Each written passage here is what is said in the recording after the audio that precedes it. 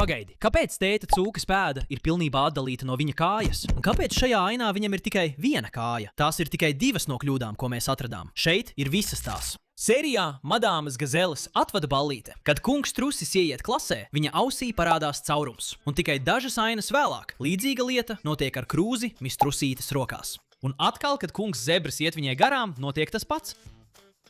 Un šeit kunga zebra mute iziet cauri šim traukam. Un šajā ainā Pedro roka izaug no viņa mutes. Un šeit Pedro ļauj Madamai Gazelei ieiet pirms sevis. Un tieši tad, kad viņa ienāk klasē, visi sauc pārsteigums, ieskaitot Pedro, kurš tikko bija ārpusē. Tam īsti nav jēgas, vai ne? Sērijā auklēšana. Paskaties uz mammu cūku. Šeit. Viņai labajā rokā ir soma, bet jau nākamajā kadrā soma pazūd. Taču tikai pēc dažiem kadriem soma atkal parādās, bet šoreiz tā ir kreisajā rokā. Šajā ainā mēs redzam durvis aiz televizora, bet visās citās sērijās aiz televizora bija tikai parasta siena. Un šajā ainā Pepai nav roku, ir tikai pidžamas piedurkne, un tā arī pārklājas ar sagu. Un kad Pepa un Džordžs dodas lejā uz viesistabu, mēs varam redzēt slēdzi pie durvīm, bet problēma ir tāda, ka dažas ainas iepriekš šis slēdzis tur nebija. Turpinot ar sēriju, Pedro klepus. Paskatieties uz durvju vēstuļu spraugu. Tā ir atvērta, bet jau nākamajā kadrā tā pati aizveras. Kad doktors Brauns lācis atver savas mašīnas durvis, viņš to izdara pat nepieskaroties durvju rokturim.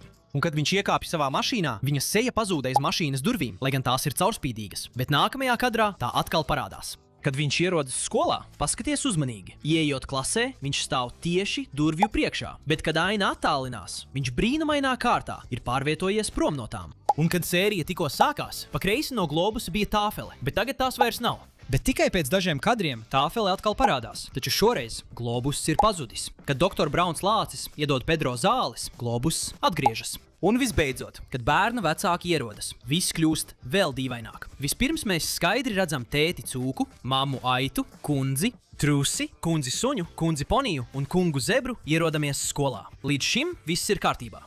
Bet, kad viņi ieiet klasē, kundze kaķi pēkšņi parādās no zila gaisa. Un pagaidi, no kurienes parādījās kungs ponijs? Iepriekš skaidri redzams, ka brauca kundze ponija. Turklāt kundze Trusene un kundze suņu viņas pazuda bez pēdām. Vectētiņa Truša dinozauru parkā. Skaties uz Pepu šeit, viņa sēž pie loga. Bet, kad aina pārslēdzas autobusā, viņa sēž pie ejas un Fredijs ir pie loga. Un kad visi izkāpj no autobusa, mēs redzam, ka Džordžs iznāk tukšām rokām. Bet nākamajā ainā viņš tur kungu dinozauru.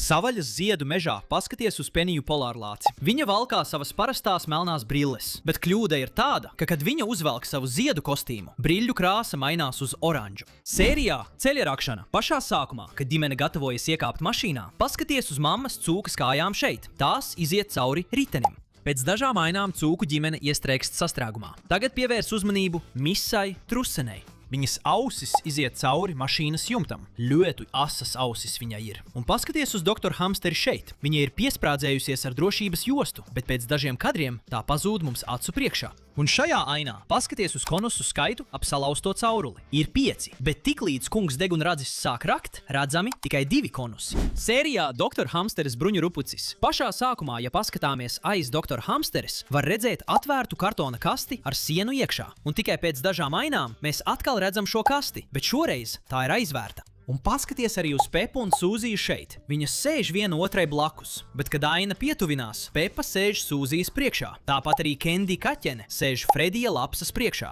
Bet tikai pēc 2 sekundēm Fredijs tagad sēž Kendī priekšā, un kad Pedro ienāk, Pepa pēkšņi parādās starp Kendiju un Frediju. Kad doktora Hamstere rāda bērniem savu bruņurupuci, aiz viņas var redzēt skapīti. Bet tikai pēc dažiem kadriem tas pazūd. Un visbeidzot, kad bruņurupucis iesprūst kokā, doktor Hamstere zvana uz ugunsdzēsēju staciju. Kad ugunsdzēsēja mašīna dodas uz glābšanas vietu, mēs redzam Kendi Kati sēžam automašīnā. Bet problēma ir tāda, ka mēs viņu tikko redzējām kopā ar citiem bērniem tikai pirms brīža. Sērijā Vectēva cūkas dators, Pepa un Džordžs dodas pie vectēva uz mājām, lai salabotu savu pulksteni. Kad Pepa iedod vectēvam savu salauzto pulksteni, abi rādītāji ir vērsti uz leju. Bet, kad vectēvs cūka ieiet savā šķūnī, pulksteņa rādītāji maina savu pozīciju. Un atkal, kad viņš ir šķūnī, rādītāji atgriežas sākotnējā vietā. Arī šī uzvilkšanas atslēga iepriekš tur nebija. Tā parādījās no nekurienes. Un šajā ainā vectēva cūkas roka iziet tieši cauri grāmatai. Un šeit, ja paskatāmies tieši aiz pulksteņa, varam pamanīt instrumentu grozu, bet pēc mirkļa grozs maģiski pazūd. Taču, kad vectēvs cūka salabo pulksteni, grozs atkal parādās.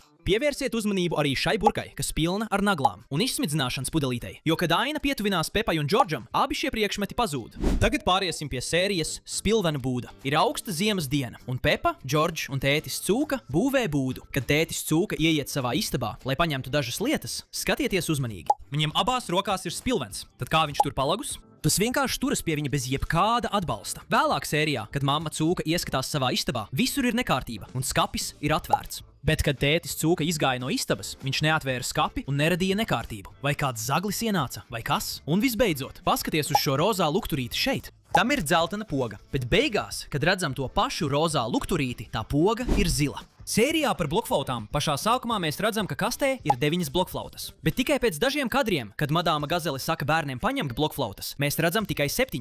Un pēc dažām ainām mēs redzam, ka katram bērnam rokās ir blokflauta. Bet kā tas ir iespējams? Šeit ir 12 bērni, bet blokflautu bija tikai 7. Kad skola beidzas, mēs redzam, ka tētis Cūciņš un mamma Cūciņa atbrauc ar savu mašīnu. Bet, kad viņi sasniedz mājas, mašīnā ir tikai mamma Cūciņa, un tētis Cūciņš jau ir mājā un dzer tēju. Sērija Zemenes ir pilna ar mazām kļūdām. Kad mēs pirmo reizi redzam Miss Rabbit zemeņu fermu, pie durvīm blakus viņai ir zieds, bet tiklīdz Aina pietuvinās, zieds ir pazudis. Tad, kad Miss Rabbit vada ekskursiju pa fermu, pēkšņi parādās vairāki grozi, kas tur nebija, kad pirms dažām sekundēm redzējām to pašu vietu. Un visbeidzot, kad Pepa lielās ar to, cik daudz zemeņu viņa ir salasījusi, viena no zemenēm Džordža grozā starp kadriem pēkšņi maina savu vietu. Sērijā Kailija kengurē ir problēmas ar apaviem. Kad pirmo reizi redzam Rebeku, viņai kājās ir zābaki, taču jau pēc dažiem kadriem viņai ir parastie apavi. Arī Danijam šajā brīdī ir parastie apavi. Bet tad sāk līt stiprs lietus, un bērni skrien uz māju. Un pēkšņi gan Danijam, gan Rebekai atkal ir kājās zābaki. Neviens no viņiem nepaspēja pārauties. Izrādās, lietus visiem uzdāvināja bezmaksas zābaku jauninājumu. Sērijā skaitļi Pepa, Sūzija un Zoja sacenšas lecamauklas sacensībās. Un kad viņas beidz, ja paskatās uz Rebeku, viņai visa kreisā roka ir pazudusi. Lecamaukla vienkārši peld gaisā. To neviens netur, bet pēc dažiem kadriem viņas roka atkal parādās tieši mūsu acu priekšā, it kā nekas nebūtu noticis. Un klases ainā, ja paskatās aiz madamas Gazeles, uz skapja stāv ziedu vāze. Bet, kad Aina pietuvinās viņai, vāze ir pilnībā pazudusi, un tās vietā ir parādījusies rotaļmašīna. Sērijā Laika kapsula notiek daudz kas interesants. Kad Sūzija ieliek mūzikas disku kapsulā, viena no viņas ausīm atdalās no galvas. Tad, kad Pedro paceļ monētu, viena no viņa ausīm ir acīm redzami vairāk ieliekta galvā nekā otra. Un te ir vēl lielāka kļūda. Kad vecāki ierodas pēc bērniem, ir 7 vecāki un 8 bērni. Bet, kad visi apsēžās skatīties videokaseti, to skaits samazinās līdz 3 vecākiem un 6 bērniem. Vairāki cilvēki vienkārši pazuda starp ainām. Un visbeidzot, ja paskatās zem televizora, var skaidri redzēt videokaseti atskaņototājā. Taču pēc dažiem kadriem tā ir pazudusi. Tagad parunāsim par sēriju Tētis kļūst sportisks, jo šajā ir dažas īpaši labas kļūdas. Kad Pepa, Džordžs un mamma Cūka skatās televīzijā Kartupeļu kungu, viņam nav cepures. Bet tajā brīdī, kad tētis Cūka ienāk istabā, Kartupeļu kungs pēkšņi jau valkā cepuri. Tad pievērsiet uzmanību pultī uz dīvāna, jo, kad mamma Cūka ieved istabā trenažieri, pults pilnībā pazūd. Sērija Skolotājs Buļakungs sākas ar kļūdu, kuru patiešām ir grūti izskaidrot. Pašā sākumā vecāki atved savus bērnus uz skolu. Ja paskatās uz mammas Aitas automašīnu, var redzēt, ka aizmugurējā sēdeklī sēž Pedro un Sūzija. Viņi izlec ārā un dodas uz klasi. Bet tad no tieši tās pašas automašīnas izkāpj arī Danijs, Mandija Pele un Kendija Kaķenīte. No vienas automašīnas, kurā pirms brīža bija tikai 2 bērni, izkāpa 5 bērni. Un klasē mēs redzam, ka kopā ar pārējiem bērniem sēž arī Emīlija Zilonīte. Bet pirms brīža mēs redzējām tikai Edmundu izlecot no Ziloņa mammas automašīnas. Tātad, no kurienes tieši parādījās Emīlija? Tad ir arī krītiņi.